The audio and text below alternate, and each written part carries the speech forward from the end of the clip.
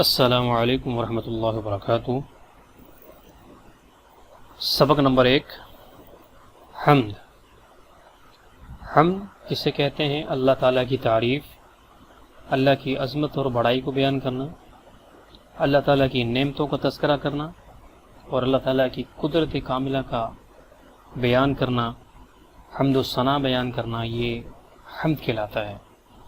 اس دنیا میں سب سے زیادہ اللہ تعالیٰ کا ذکر اور اللہ تعالیٰ کی حمد و ثنا اور تعریف کرنے والے میرے اور آپ کے پیارے نبی جناب محمد الرسول اللہ صلی اللہ علیہ وسلم ہیں۔ اسی طرح تمام مخلوقات اللہ رب العالمین کا ذکر اور اللہ کی تعریف کرتی ہے، اور ان مخلوقات میں فرشتوں کی جماعت وہ بھی اللہ رب العالمین کا ہمہ وقت ذکر و اذکار، تسبیح اور تحلیل اور حمد و ثنا اور تعریف کرتے ہیں۔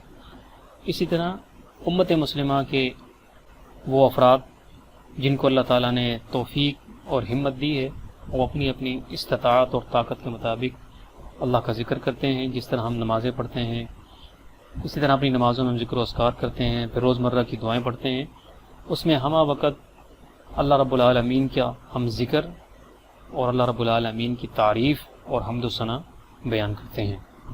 حمد کی بلند خوانی سے قبل 2 سوال آپ سے پوچھے گئے ہیں۔ خالق سے کیا مراد ہے؟ خالق سے مراد یہ ہے کہ ہر چیز کا پیدا کرنے والا، اور اللہ رب العالمین خود ارشاد فرماتے ہیں اپنے بارے میں، اللہ خالق کل شیء، اللہ رب العالمین ہر چیز کا خالق ہے۔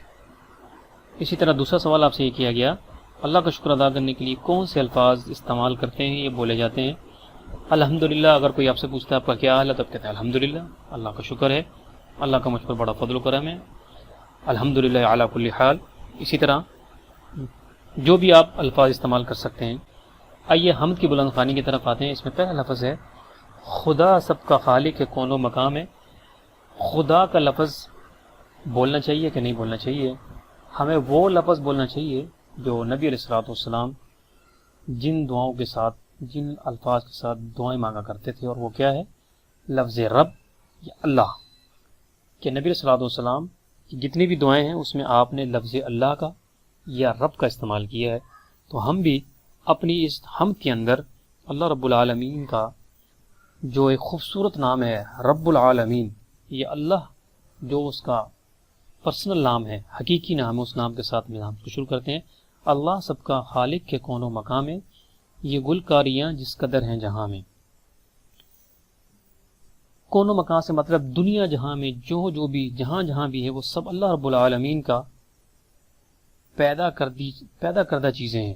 اس دنیا میں جو چیزیں ہیں، اس چھوٹی سی چوٹی سے لے کر بڑے سے بڑے پہاڑ تک، یہ ساری کی ساری اللہ رب العالمین کی بنائی ہوئی مخلوقات میں سے ہیں۔